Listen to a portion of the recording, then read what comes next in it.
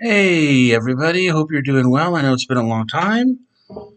I've been pretty busy. Lots of things happening in my life, which we won't talk about right now.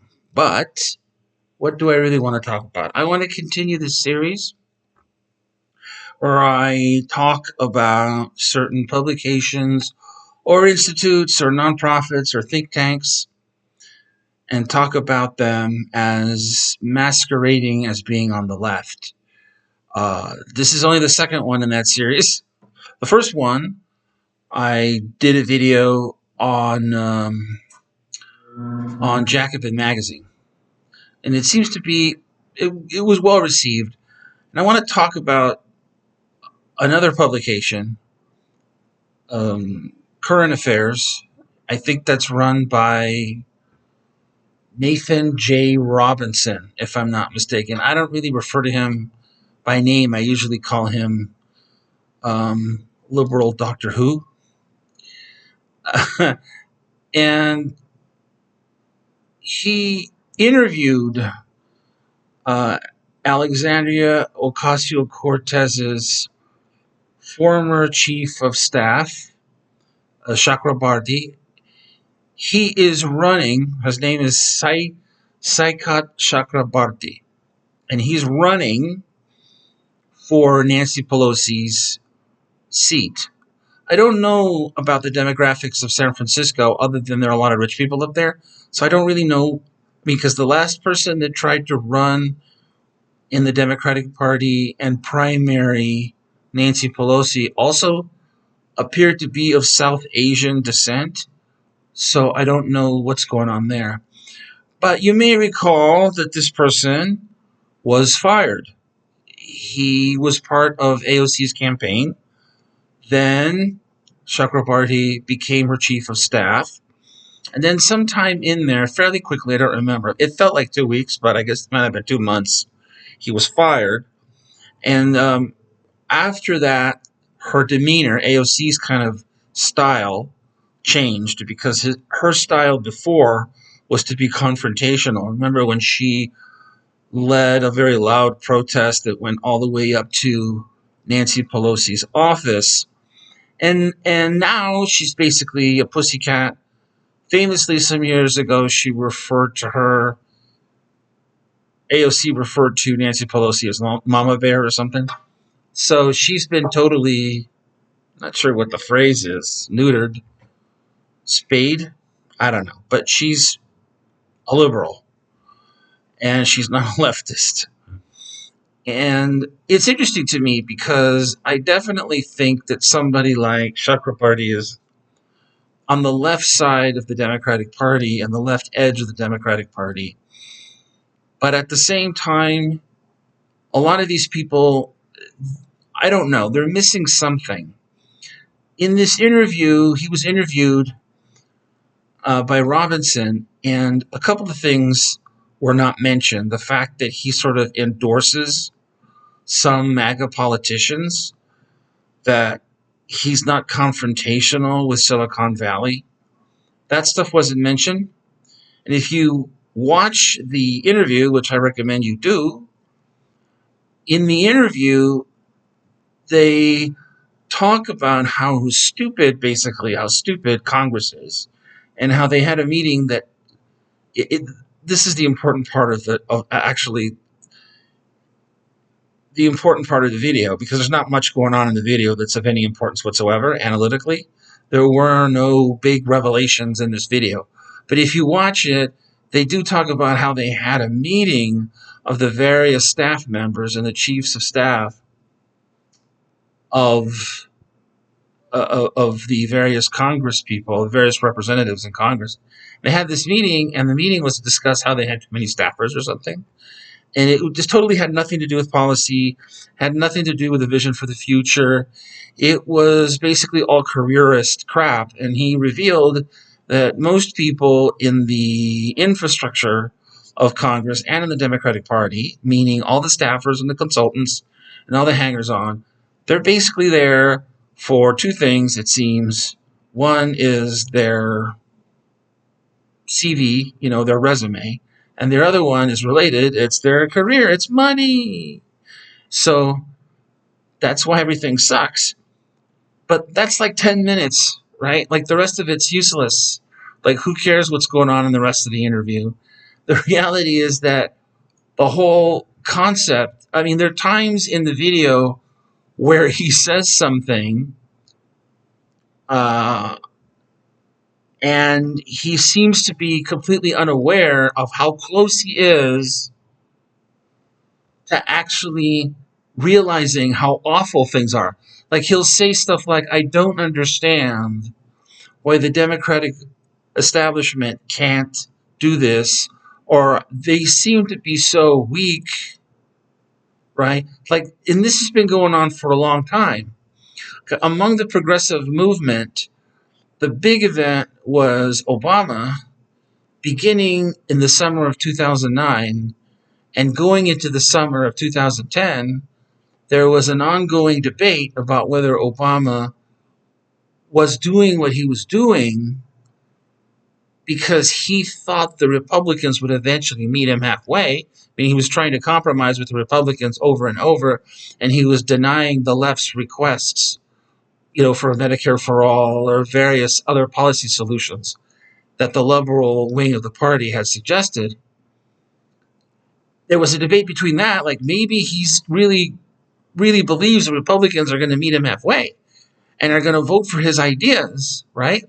Like maybe he's trying to romance the Republicans because one day the Republicans will actually support his legislative agenda, right? Like that's one side of it. That's called Obama was being dumb. And the other side of it is, no, clearly he knows the Republicans are not going to meet him halfway and are not going to support his agenda. He's just doing this so that he can appear safe to the donors and to Wall Street because that's what he really wants. And then once the bill is watered down, he'll just pass that because he's not really interested in change. He just wants to preserve the system as it is, put Humpty Dumpty together again like it was before the financial collapse of 2008 and just hope for the best, right? And I think at this point, if you don't think that second theory, if you think it's the first thing, the Democrats have something in their DNA which inhibits them from fighting Republicans, then you're not a socialist, and you'll never be a socialist probably. If this is being openly discussed, okay, that's number one. Number two, if you're running against Nancy Pelosi and you go on something which is supposed to be a socialist podcast or a socialist publication, and they don't ask you about why are you supporting MAGA politicians, and they don't ask you what your opinion is on techno-feudalism or the financialization of the economy, they don't ask you about these things, and you just sit there and complain about corporate Democrats, and then you spend the rest of the time together with your interviewer discussing how you think you're going to solve things by running for office, right? Think about this for a second. Here's the way I see it.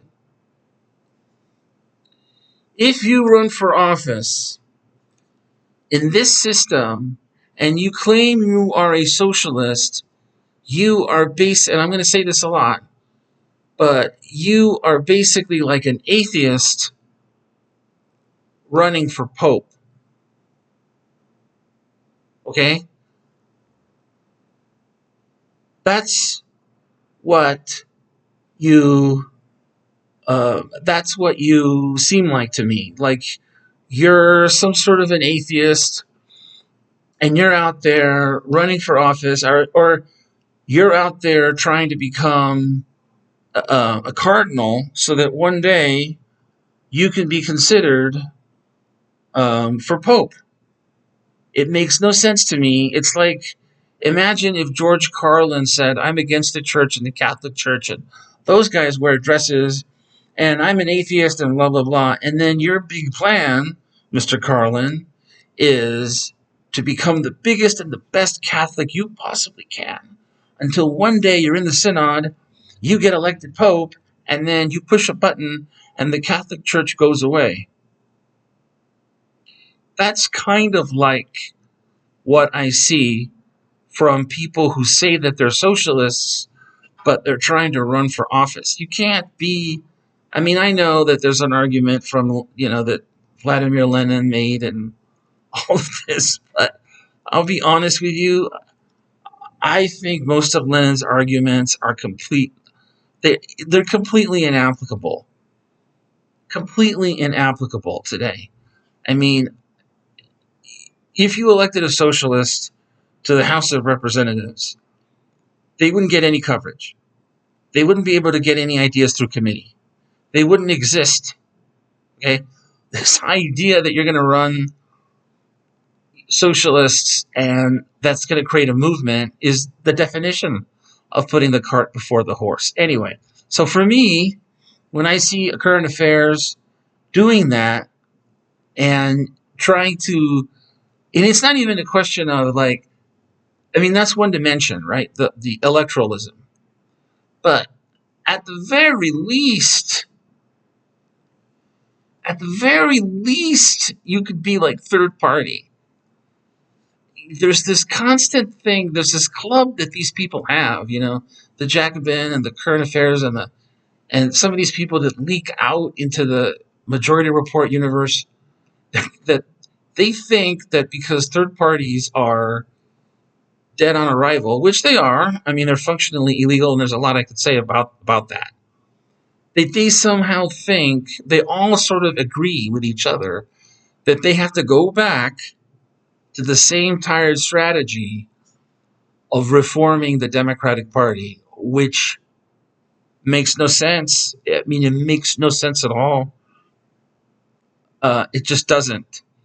It doesn't for various reasons I could talk about, not the least of which is that really half the party doesn't want you. Probably more than half the party doesn't want you. And the other half may like you, but isn't reliable. I'll put it to you like that. And those views of you, the liberal, are not going to change because in America and in most capitalist societies, politics follows capital. It doesn't work the other way around.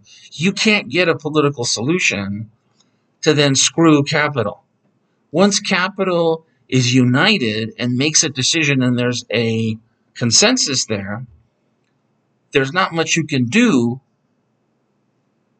through the political system. You can protest Israel, for example, but you can't elect a majority in Congress to stop genocide or to stop the war. I mean, you can't. So anyway, I guess that's my George Carlin theory of this. But the bottom line is that magazine, Robinson, and these other people, they're just not socialist. They're liberal. They have some interesting ideas from time to time. But it's not a socialist thing. They're not really pushing socialism. And it's fairly obvious they're not. They're pushing in what's called, I guess in theory, you would call that more parliamentary cretinism. And that's really one of the, if not the, telltale sign. I don't regard anyone that wants to legislate their way to socialism to be serious. I mean, you have to have highly active a highly active working class, a highly active, organized working class. And that's either going to come through a revolution or through the outgrowth of agitation through huge unions, a huge working class movement that could put boots on the ground.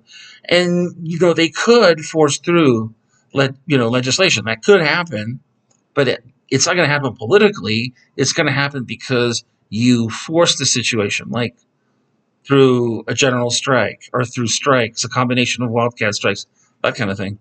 It's not going to happen because you voted for the right person and then you can go back to sleep. That's not going to happen. So Anyway, I've said my piece. Thank you so much. Like and subscribe, and I will talk some more. I also have a Twitter account now, Roger on the Left. Oh, I've had that for years. I have a TikTok account. There you go, Roger on the Left. So I'll talk to you later. Bye bye.